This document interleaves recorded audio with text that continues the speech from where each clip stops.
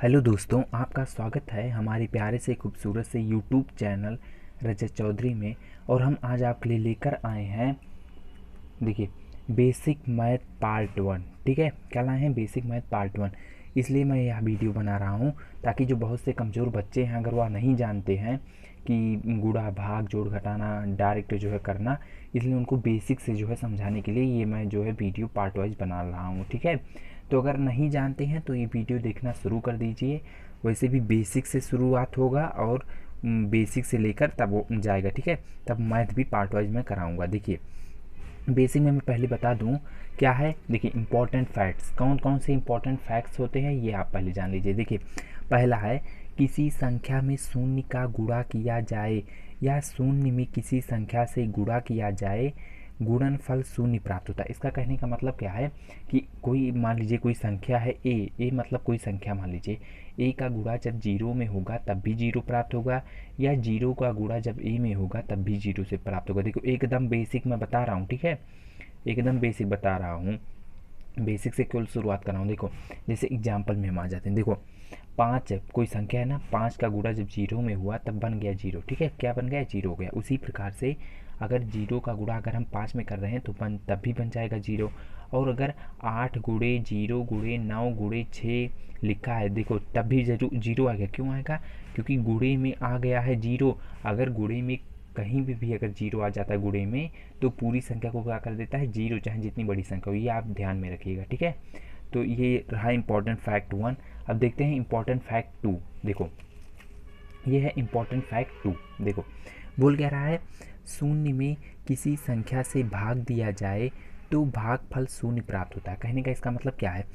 ये बता रहा है कि अगर देखो, एग्जाम्पल है शून्य, शून्य से भाग किया गया ए में तो भागफल क्या प्राप्त होगा? तो भागफल हमें जीरो ही प्राप्त होगा। देखो, जब जीरो से किसी संख्या में भाग किया जाता है तो हमें कितना प्राप्त होता है? भागफल हमें तब जीरो ही तो प्राप्त होता है। देखो, एग्जाम्पल के तौर पे आप देख लीजिए। देखिए, सात बट्टे जीरो, जीरो का भाग जब सात में, जीरो का भाग जब सात में जाएगा तो जीरो ही तो आएगा, तो जीरो लिख दिया गया। देखो, ये आप एक केवल सिंपल तरीके से समझिए कि अगर ऊपर जीरो है नीचे कोई संख्या है तो इसका आंसर जीरो ही आएगा। ये आप ध्यान में रखिएगा। ठीक है, देखो, जीरो कामा लगा के जीरो बटे उनतालीस, जीरो से भाग किया गया उनतालीस में तो क्या आया? जीरो ही तो आया। कामा जीरो बट्टे 484। देखो, चाहे जितनी बड़ी संख्या आ गई, जब जीरो से भाग किया गया तो आ क्या गया? जीरो ही तो आया है। देखो, तो आप हमेशा ये ध्यान में रखिए कि अगर ऊपर जीरो है नीचे चाहे जितनी बड़ी संख्या तो आंसर जो है जीरो ही आएगा। भागफल कितना आएगा? जीरो ही आएगा। ठीक है, क्वेश्चन नंबर इसका जो है तीसरा देखिए, तीसरा क्या बोल रहा है? देखिए, इंपॉर्टेंट है तीसरा। बोल क्या रहा है? किसी संख्या को शून्य से भाग दिया जाए तो भागफल इनफाइनाइट प्राप्त होता है। कहने का मतलब क्या है? किसी संख्या को शून्य से भाग दिया जाए। और दूसरे में क्या बोल रहा था? देखो, दूसरे में बोला है किसी संख्या शून्य में किसी संख्या से भाग दिया जाए। देखो, शून्य में किसी संख्या से भाग दिया जाए, और तीसरे में कह रहा है किसी संख्या को शून्य से भाग दिया जाए तो भागफल इनफाइनाइट प्राप्त होता है। कहने का मतलब देखिए, ध्यान से समझिए। देखो, उसमें हम जीरो से भाग जो है किसी संख्या में कर रहे थे ना, तब हमें जीरो प्राप्त हो रहा है। और इसमें जो है हम कोई संख्या है उसका भाग हम जीरो में कर रहे हैं तब हमें इनफाइनाइट प्राप्त होगा। अगर समझ में नहीं आ रहा है तो एक आप ध्यान में बात याद रखिए। देखो, अगर जीरो ऊपर रहेगा और नीचे चाहे जितनी बड़ी संख्या तो इसका आंसर जीरो ही आएगा। ठीक है, जीरो ही भागफल आएगा। और अगर जीरो नीचे रहेगा और संख्या कोई ऊपर रहेगी तो इसका जो भागफल आएगा वह इनफाइनाइट होगा। ये आप ध्यान में रखिए। अन्यथा अगर आपको यही बात ठीक लग रही है तो आप ऐसे ही ध्यान रखिए कि किसी संख्या को अगर जीरो में भाग देंगे तो इनफाइनाइट प्राप्त होगा, और जीरो से किसी संख्या से भाग देंगे तो हमें जीरो प्राप्त होगा। ठीक है, मैं उम्मीद करता हूँ ये आप बात ध्यान से जो है समझ गए होंगे। ठीक है, अगर आपको बात समझ में, अगर आपको ये पूरा जितना मैं बताया हूँ अगर आपको समझ में आ रहे हैं तो आप वीडियो को लाइक करते चलिए अगर नहीं लाइक किए हैं। और अगर चैनल को सब्सक्राइब करके मुझसे आप नहीं जुड़े हुए हैं तो आप चैनल को सब्सक्राइब करके मुझसे तो ज़रूर जुड़ जाइए, क्योंकि मैं केवल उन्हीं प्रकार के क्वेश्चनों को आगे चल कर कराऊँगा जो एग्जाम में बहुत बार पूछे गए ही क्वेश्चन है। ठीक है, मैं बेसिक से लेकर मैथ पढ़ा रहा हूँ। जो कमज़ोर छात्र हैं उनके लिए तो खास करके ये वीडियो बनाया गया है। सब्सक्राइब करने के लिए आपको क्या करना पड़ेगा? देखिए, सब्सक्राइब का आपको नीचे जो है चैनल के बगल में लाल रंग का सब्सक्राइब का बटन दिख रहा है, उसको आप प्रेस कर दीजिएगा। पास में घंटा बेल आएगा, तो घंटा बेल को दबाना मत भूलिए, इससे आपको नोटिफिकेशन मिलती रहेगी, ठीक है। क्वेश्चन हम इसके बाद में चौथा फाइट देखने से पहले जो है इसका एग्जाम्पल देख लीजिए। देखिए एग्जाम्पल के तौर पे भी मैं समझा दे रहा हूँ। देखिए एग्जाम्पल है, जब आप 17/0 17 का भाग जब जीरो में करेंगे तो क्या जाएगा, नहीं जाएगा, तो क्या आएगा, इनफाइनाइट भागफल आएगा। उसी प्रकार से कामा लगाकर 8 भाग का भाग जब आप जीरो में करेंगे तो क्या जाएगा, नहीं जाएगा, तो क्या कौन सी संख्या प्राप्त होगी, हमें इनफाइनाइट ही प्राप्त होगा, तो इनफाइनाइट आ गया। उसी प्रकार से कामा लगाकर 640 भागे जीरो, जब 640 का भाग आप जीरो में करेंगे तो कौन सी संख्या प्राप्त, इनफाइनाइट ही भागफल प्राप्त होगा, ये आप ध्यान में रखिए। देखिए चौथा फाइट, देखिए बोल क्या रहा है, किसी संख्या की घात शून्य होने पर उसका मान 1 होता है। इसका मतलब क्या है, किसी संख्या का घात अगर जीरो है, देखो घात मतलब देखो अगर 2 की पावर जीरो, यहाँ a की पावर जीरो का मान 1 है ना, अगर 2 की पावर अगर आपको कहीं पे भी जीरो मिल जाए, कोई संख्या के पावर जीरो मिल जाए तो इसका मान हमेशा 1 होता है। यह बात आप हमेशा ध्यान में रख कर चलिएगा, ठीक है। देखिए एग्जाम्पल के तौर पे भी मैं समझा दे रहा हूँ। एग्जाम्पल 17 की पावर जीरो, इसका मान होता है कितना, 1 होता है। कामा लगाकर 5 की पावर जीरो, इसका मान कितना होता है, 1 होता है।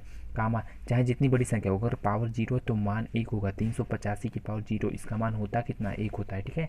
तो मैं उम्मीद करता हूँ ये भी आप समझ गए होंगे। देखिए पाँचवा फाइट क्या बोल रहा है, देखो बोल क्या रहा है, किसी संख्या को स्वयं से भाग देने पर भागफल 1 प्राप्त होता है। कहने का इसका मतलब क्या है, a/a = 0। अगर ये समझ में नहीं आ रहा है तो आप एग्जाम्पल से देखिए ना, एग्जाम्पल में लेकर हम चलते हैं। देखिए एग्जाम्पल इसका है 17/17 = 0। देखो जब 17 से 17 में भाग दोगे तो कितना आएगा, 1 ही तो आएगा। इसी प्रकार से 25 में जब 25 से भाग दोगे तो 1 ही तो प्राप्त होगा।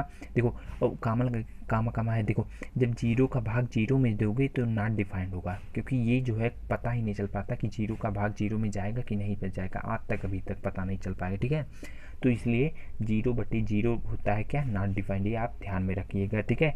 कोई आप ये हमेशा ध्यान में रखिए, कोई संख्या जब स्वयं से भाग देती है तो उसका मान हमेशा भागफल कितना आता है, तो उसका भागफल 1 प्राप्त होता है, ये आप ध्यान में रखिए। देखो अब बोल क्या रहा है, अब ये जोड़ और घटाना, एडिशन एंड सब्ट्रैक्शन, ठीक है, इंग्लिश में इसको कहते हैं। देखो पहला है, धनात्मक संख्याओं सदैव आपस में जुड़ जाती हैं और चिन्ह प्लस का लगता है। इसका कहने का मतलब है धनात्मक संख्याएं जुड़ जाती हैं, प्लस का चिन्ह लगता है। देखो जैसे 2 + 3 धन तो संख्याएं हैं, जुड़कर कितना हो गए, 5 हो गए। तो यही बोल रहा है, धनात्मक संख्याएं आपस में जुड़ जाती हैं और प्लस का चिन्ह लगता है, यहाँ पे प्लस का चिन्ह लगेगा, ठीक है। देखो नोट में क्या बोला गया है, देखो नोट, किसी संख्या के पहले कोई भी चिन्ह ना हो तो धन प्लस माना जाता है। इसका कहने का मतलब क्या है कि अगर कोई संख्या है, अगर उसके सामने कोई चिन्ह नहीं है तो उसको आप प्लस लेकर चलेंगे, ठीक है। जैसे यहाँ पे कोई चिन्ह नहीं था तो प्लस लेकर चले, यहाँ पे कोई चिन्ह नहीं था तो प्लस, ठीक है। आप प्लस में जुड़ जाएंगे, प्लस हो जाएगा। तो आप ये भी ध्यान में रखिए। देखिए दूसरा क्या बोल रहा है, धनात्मक और ऋणात्मक संख्याओं सदैव आपस में घट जाती हैं और चिन्ह बड़ी संख्याओं को लगता है। कहने का इसका मतलब क्या है, एग्जाम्पल से आप समझिए। देखिए +5 - 7, इसमें बड़ा कौन संख्या है, 7 ही तो बड़ा है। 7 के सामने कौन सी चिन्ह लगी है, माइनस की। तो अगर घटेगा तो ये कह रहा है कि अगर घटेगा या जुड़ेगा तो कौन घटेगा, तो जो है कौन सी संख्या का चिन्ह लगेगा, जो संख्या बड़ी होगी उसी का चिन्ह लगेगा। तो 7 इसमें बड़ा है तो 7 ही का तो चिन्ह लगेगा।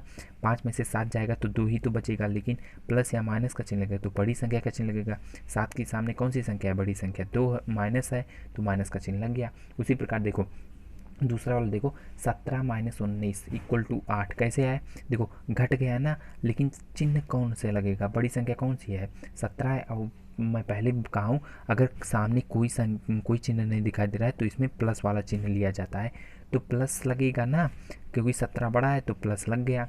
ठीक यही काम देखो 9 - 11 = -2 क्यों आया, क्योंकि 9 में से 11 गया, 11 तो बड़ी संख्या कौन सी है, 11। 11 के सामने कौन सा चिन्ह लगा है, माइनस का लगा है, तो माइनस, 11 में से 9 गया तो -2 आ गया, ठीक है, तो माइनस लग गया।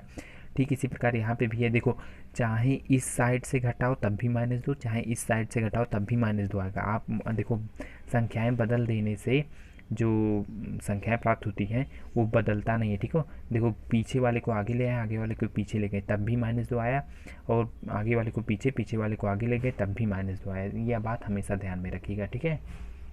देखिए इसके बाद में क्या है, तीसरा वाला क्या कह रहा है, तीसरा वाला बोल रहा है ऋणात्मक संख्याएं आपस में जुड़ जाती हैं और चिन्ह प्लस का लगता है। इसका मतलब कहने का मतलब क्या है कि ऋण संख्याएं आपस में जुड़ जाती हैं और चिन्ह प्लस का लगता है। देखो -5 है, -2 है, जुड़ गई, -7 लग गया। उसी प्रकार -7 है, -5 जुड़ गई तो -12 लग गया। ठीक है, ऋण संख्या आपस में जुड़ जाएंगी और माइनस का चिन्ह लग जाएगा।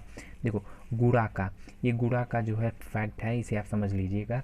देखिए गुणा मतलब होता है मल्टीप्लिकेशन। देखो अगर प्लस प्लस का गुणा होगा तो प्लस ही रहेगा। ठीक है, देखो 2 गुणे 3, प्लस प्लस का हो तभी 6 हुआ। प्लस माइनस का गुणा होगा तो माइनस रहेगा। देखो 2 गुणे -3 तो माइनस, माइनस में 6 इक्वल टू मिला। माइनस गुणे प्लस का गुणा हुआ तब भी माइनस हुआ। देखो -2 गुणे 3 तो क्या हुआ, -6 ही तो मिला। तो माइनस और माइनस का गुणा हुआ तो प्लस मिलेगा। तो -2 गुणे -3 इक्वल टू मिल गया +6। देखो अगर माइनस का गुणा सम तो प्लस। देखो अगर माइनस का गुणा, अगर माइनस माइनस 2 बार आ जाता है गुणे में तो सम करके इक्वल टू प्लस आ जाएगा। अगर माइनस का गुणा विषम यानी कि अगर माइनस गुणे प्लस आ जाता है तो कम माइनस आएगा। यही कहने का इसका मतलब है। देखो एग्जाम्पल से भी समझ लो।